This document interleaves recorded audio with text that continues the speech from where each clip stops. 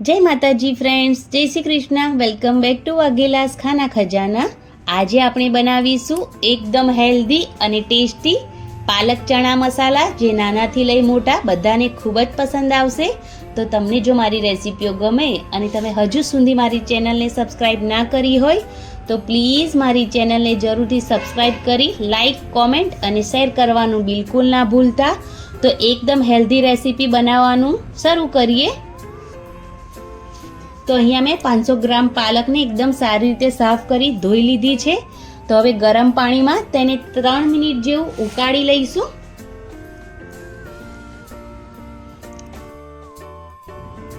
તો 3 મિનિટ જેવું થઈ ગયું છે. તો ગેસની ફ્લેમ બંધ કરી પાલકને કાઢી લઈશું અને ઠંડા પાણીમાં એડ કરી દઈશું, જેથી પાલકનો જે ગ્રીન કલર છે એ જળવાઈ રહે.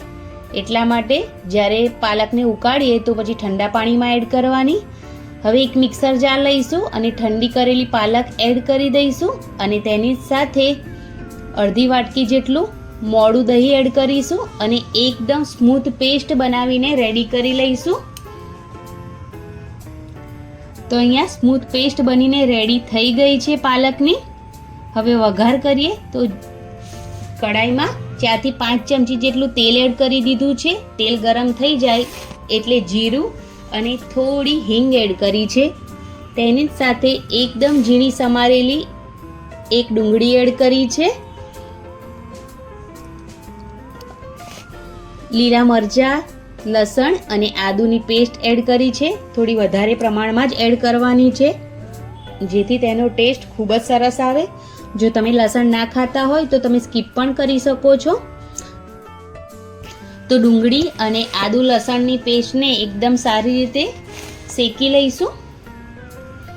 થોડા મસાલા કરી લઈએ. તો અહીંયા મેં લીલા મરચાં એડ કર્યા છે, એટલે 1 ચમચી તીખું લાલ મરચું એડ કર્યું છે. મીઠું સ્વાદ પ્રમાણે એડ કર્યું છે. 1 ચમચી જેટલો ગરમ મસાલો એડ કર્યો છે અને અડધી ચમચી જેટલો હળદર પાવડર એડ કર્યો છે. ધાણા જીરું પાવડર 1 ચમચી એડ કર્યો છે અને દહીં મેં મોડું લીધું છે એટલે થોડો ચાટ મસાલો એડ કર્યો છે. જો તમે ખાટું લો તો ચાટ મસાલો નથી એડ કરવાનો, તેને સ્કીપ કરી દેજો. હવે બધા જે મસાલા છે તેને ડુંગળી સાથે એકદમ સારી રીતે મિક્સ કરી લઈશું અને હવે ડુંગળીને એકદમ સારી રીતે કૂક કરી લઈશું. જ્યાં સુધી તેલ છૂટું ના પડે ત્યાં સુધી ડુંગળીને એકદમ સારી રીતે શેકી લેવાની છે. ડુંગળી એકદમ સારી રીતે શેકાઈ જાય પછી જે આપણે પાલકની પેસ્ટ બનાવીને રેડી કરી છે તેને એડ કરી દઈશું અને તે જ મિક્સર જારમાં અડધી વાટકી જેટલું થોડું પાણી ઉમેરીશું અને તેને પણ એડ કરી દઈશું. પાલકને ઠંડા પાણીમાં એડ કરવાથી જે તેનો ગ્રીન કલર છે તે જળવાઈ રહે છે, તો એ તમે જરૂરથી કરજો. તો હવે પાણી એડ કર્યા પછી એકદમ સારી રીતે મિક્સ કરી અને ઢાંકણ ઢાંકી તેને 5 મિનિટ માટે કૂક કરી લઈશું, જેથી પાલક એકદમ સારી રીતે કૂક થઈ જાય. અહીંયા મેં દેશી ચણાને 5 થી 6 કલાક માટે પલાળીને બાફીને રેડી કરી લીધા છે.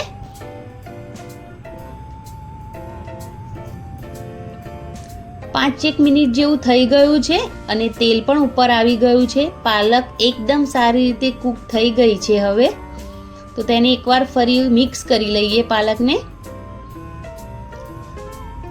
ખૂબ જ સરસ ગ્રેવી બનીને રેડી થઈ ગઈ છે, તમે જોઈ શકો છો તેમ. તો હવે જે દેશી ચણાને બાફીને રાખ્યા છે તેને એડ કરી દઈશું પાલકની અંદર અને તેને પણ મિક્સ કરી દઈશું.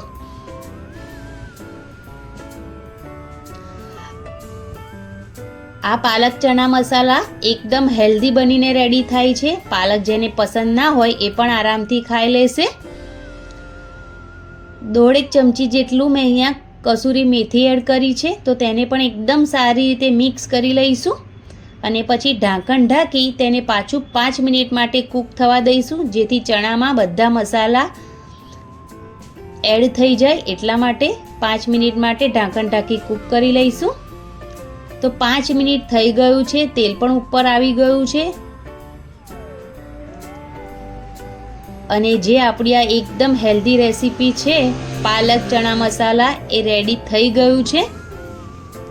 તો હવે ગેસની ફ્લેમ બંધ કરી દેવાની છે અને એકદમ ટેસ્ટી આપણી આ રેસીપી બનીને રેડી થઈ ગઈ છે. એકદમ ઇઝી રેસીપી છે, આરામથી બની જશે અને પાલકનો ટેસ્ટ પણ નહીં આવે. બાળકો પણ ખાઈ લેશે અને મોટા પણ ખાઈ લેશે. તો તમે જરૂરથી આ રેસીપી ટ્રાય કરજો અને આ રેસીપી ટ્રાય કરો એટલે મને કોમેન્ટ બોક્સમાં જરૂરથી જણાવજો કે તમારી આ રેસીપી કેવી બની. તો અહીંયા મેં આ પાલક ચણા મસાલાને રોટલી સાથે સર્વ કર્યું છે.